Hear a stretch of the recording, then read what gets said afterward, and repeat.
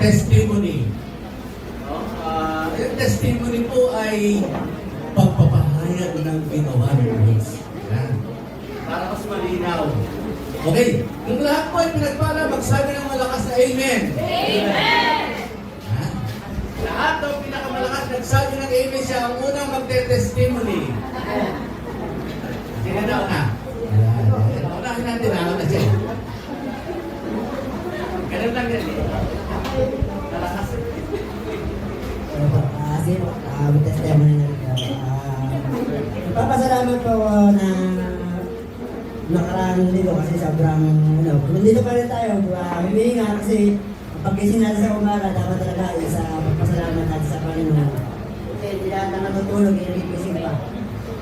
Ayun, sobrang blessed na rin na natatapos yung work namin, may kasunod na naman, ang blessed ni Lord is nandiyan talaga na hindi mo na kailangan isipin yung bukas. Masasabi na lagi na sa Matthew 6:33 na nagpulit ang hawakan ng Diyos.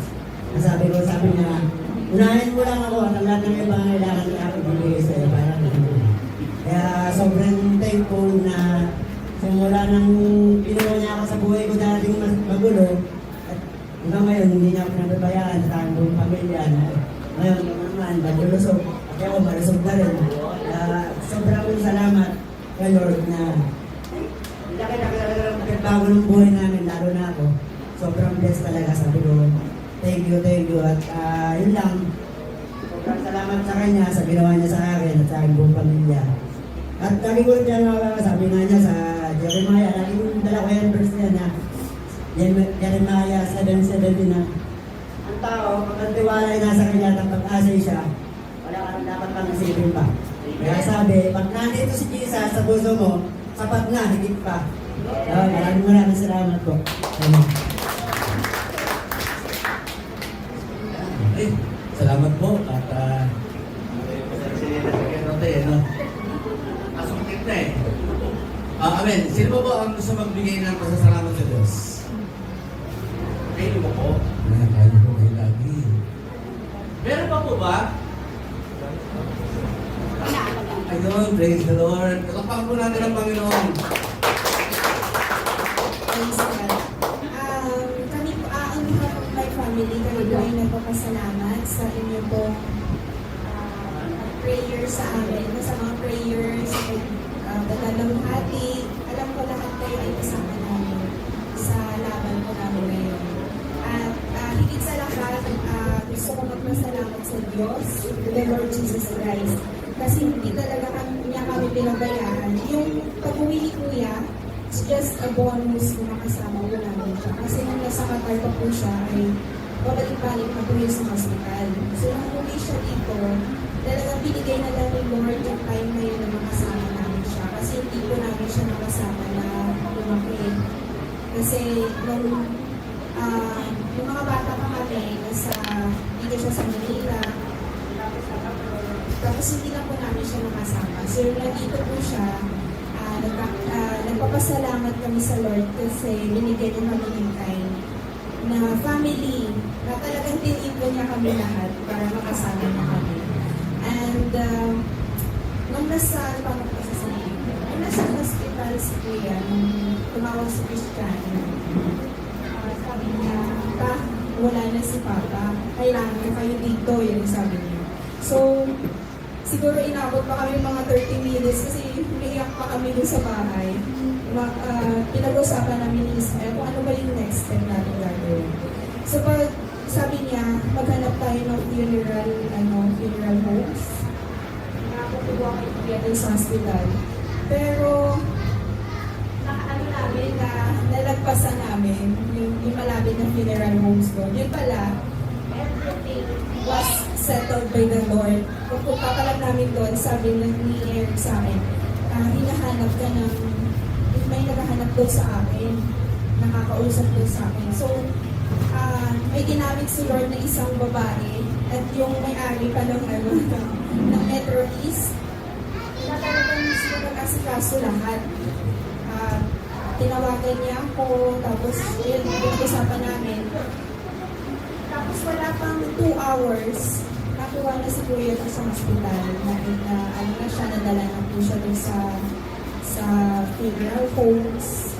Binibisa na siya doon. Tapos nakita ko yung may-ari ng Metro East namin, yung pamilya niya na nakikiramay sa amin. Tapos yung place po doon sa chapel at sa bago sa may sa Cardona, yung pinaglibingan niya, lahat po yun yung may-ari po yun yung nag-asikaso lahat. So yung tumawag na kung saan si Kuya dadalhin ko. Tapos, financial, wala po kami problema kasi yung mga kamag-anak namin lahat talaga, ang daming support na tumawag sa amin na kung ano kailangan namin, gano'n. Pagkain, ang dami pong pagkain na natira. Pinamimigay na lang po namin dun sa labas. Kaya, although napakasakit talaga mawala ng mahal sa buhay kasi tapos nakausap mo pa siya a day before, nakikita mo nag-aaral pa siya ng salita ng Diyos.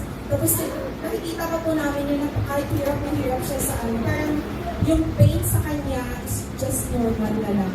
Yung nandun po siya sa Qatar, kahit na nakakatiter mo lang siya, di ba? Nakakatiter siya para kailangan ng doktor sa kanya doon.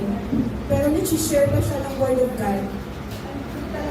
Ito talaga, kaya nga sabi, nakausap mo na sila Sister Manu, na talagang si Kuya, in-awaken niya yung spirit ko kung paano maglingkod sa Diyos. Na yung material wealth, sabi niya, material nandyan lang. Ano mo siya, ma-accumulate mo siya, but the most important ay yung paglilingkod sa Diyos. Doon ka talaga doon ka talaga in-awaken yung spirit ko na ganito pala. Kasi yung mga bagay dito sa mundo, susunod na lang sa'yo. Kapag inuna mo ang Diyos sa buhay mo. Kaya, nagpapasalamat ako sa kanya, sabi niya sa akin. Nakuha ko po sa kanya, sabi niya sa akin. Kung saan church ka nakabilang, be faithful, sabi niya. Do your best at yung paglilingkod sa kapwa. Yun talaga yung gusto ng Diyos sa atin. Kasi, we cannot serve Him with our hands. We cannot, kasi Diyos siya, He's holy. We cannot meet His requirements talaga. But when we serve others, yung mga tao sa paligid natin, that is the true service to the Lord Jesus. So, salamat. We praise God sa kanyang buhay. Although short, yung tulad ni Pastor Ismael, sabi niya, life is short. And it's really true na ang buhay po natin ay maikli lang sa mundo nito. But after ito, what is our life? Sabi ni Pastor Nick din, nag-share siya doon, what is our life? It's just a mist na darating lang, na uuspong, tapos susunod wala na. So, we praise God and we glorify God sa buhay po ng aming kapatid at ng aming pong pamilya. Salamat po sa Diyos. To God be the glory. Salamat po at sa mga kapatid na dumalo din doon po sa ilang araw po. Napakasay na po. Bandurahin yung mga apo ko na ito kami sa funeral. Naging playground ng aking mga diba? Kaya kung nakahigaan sa actually 4 days kami kumain doon eh. Kasi almost every nandun po kami sa COVID na the family. Nakita naman namin maayos naman ang lahat ng bagay. Patuloy po na ang Diyos po ang naluluhati po para po. Amen? Sino ba po yung gusto magpasalamat sa Diyos? Okay, tayo po ay tumayo na. Tayo ilalamo na sa salita ng Diyos. Ay, meron pa pala. Ay, magpapigil. Tumayo tayo. Ayan, ako po nagpapasalamat po ko kasi recently, na-confine po kasi ako na 3 days. Ayan, nakulong po ako sa bahay ni Kuya San Isidro. Yun, biglaan, sobrang biglaan, and sobrang pinagpapasalamat ko. Alam ko, nabanggit ko to sa kuya ko at saka sa manager ko nung na-confine po ako. Sabi ko, grabe si Lord sa buhay namin, sa aming mag-asawa at sa pamilya namin. Kasi bago pa ako magkasakit, na-ready niya na lahat ng kailangan ko bago pa ako magkasakit. Ayan. Kasi 3 days ako na-confine, nasa 50,000 po yung bill. And kung hindi ni-ready ni Lord yun para sa amin, saan naman po ko hindi ng 50,000? Pero praise God kasi halos wala po akong nilabas. Ayan. And parang nung na-confine po ako, parang pinagpahinga lang talaga ako ni Lord. Parang hindi ko naman po nainda na may sakit ako. Nakakabaliw-baliw sa ospital pagka nako-confine, no? Sabi ko nga kay ate, pag labas ko sisigaw ako ng welcome to the outside world. Ganyan. Kasi nakulong ako eh. And pero ang pinagpapasalamat ko doon kasi supportive talaga yung family. Binibisita talaga nila ako, nagdadala sila ng food, and ang daming friends na tsaka yung mga colleagues na pinipray talaga yung kagalingan. Yun lang, pinagpapasalamat ko kay Lord na andito na naman ako, ready to slay. Ayan. Parang di talaga ako nagkasakit kasi pag nasa hospital kami, yung asawa ko yung nakahiga, yung naka-cover, lakad ako ng lakad, bitbit ko yung dextrose ko kasi parang feeling ko nga talaga, pinagpahinga lang ako ni Lord. Yun lang yung naging way. Pero, binigay na ni Lord lahat ng kailangan ko. Yun lang po. Thanks! Amen. Salamat po. Pero huwag kayo magkasakit lang. Sabi ko, okay na magkasakit. Ano po yun? Ang Diyos ay mabuti. Sa pinakamagandang bagay.